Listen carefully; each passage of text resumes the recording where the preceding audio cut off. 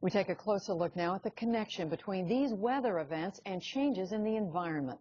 Kevin Trenberth is a senior scientist with the federal government's National Center for Atmospheric Research. Mr. Trenberth, thank you very much for being with us. Let's start with these wildfires. Are they worse this year than usual? This year has certainly gotten off to a very bad start. We always have some wildfires in patches, but we don't expect to see them until much later in the season. And of course, this relates to how dry it has been, and exceptionally dry in all of the southwestern parts of the United States. And the dryness, how unusual is that? How does that compare to a typical year?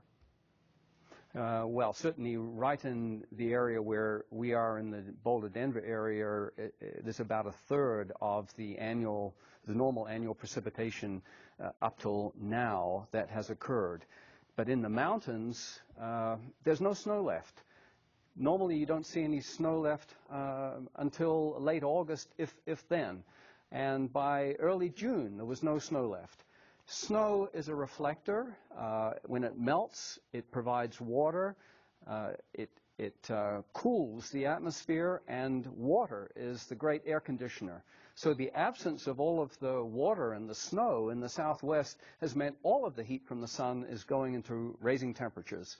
This is the building of the heat wave, and this has been building throughout this year, from the relatively mild winter to the June temperatures in March this year, and now we get to June, getting to the peak of the summer, and there is no parallel to this. We're now breaking records, and the heat then begins to move eastward. It picks up moisture out of the Gulf. The humidity goes up to enormous amounts because the oceans have a strong memory of the climate change, being warmer and moisture over the oceans.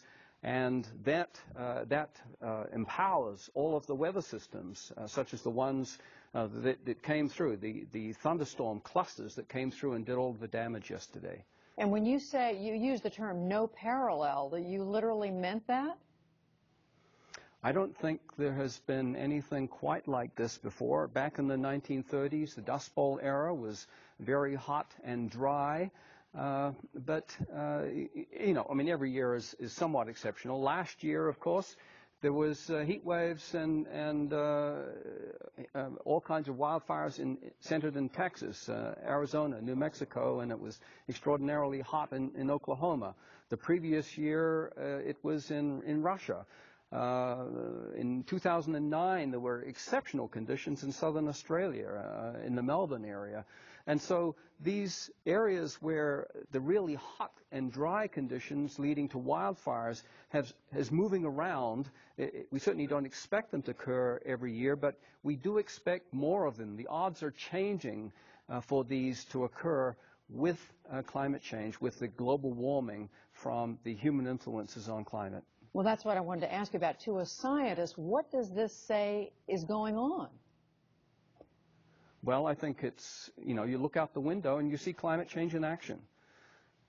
This is the way it gets manifested. There's normal weather events. There's the normal seasons. If we have June temperatures in March, well, we have experienced them before because we get them in June. If we have a very mild winter, actually people like that because the winter isn't as cold. But we were breaking records then. Now we're breaking records, but we're in the peak of the heat season, and now we're going outside of the realm of conditions previously experienced. And so that's when the damage really becomes extreme, and we get all of these wildfires. Houses have been burned, tremendous damage to the environment, and maybe some other consequences to come with regard to things like bugs that have survived the relatively warm winter. So these are all manifestations of climate change that we expect to see more of as time goes on. And I just was hearing a few minutes ago that that the Weather Service reporting more than 2,000 record temperatures matched or broken just in the last week. Yes, well, of course, it's easy to break an individual record because a weather system just happens at that particular location.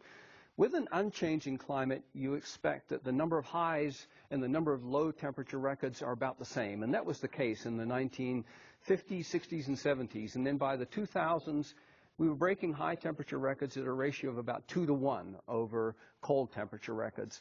But this year, we've been breaking high temperature records at a rate of about 10 to 1. And, ironically, there are still some cool spots, mainly in the Pacific Northwest. And cold temperature records continue to be broken. So breaking records is not an indication of climate change, but breaking records at a rate of 10 to 1 versus the cold records, that's a clear indication of climate change. Something for scientists like you and others who study the climate to keep you busy, it sounds like. Well, this is a view of the future, so watch out. We hear the message. Kevin Trenberth, thank you very much. You're most welcome.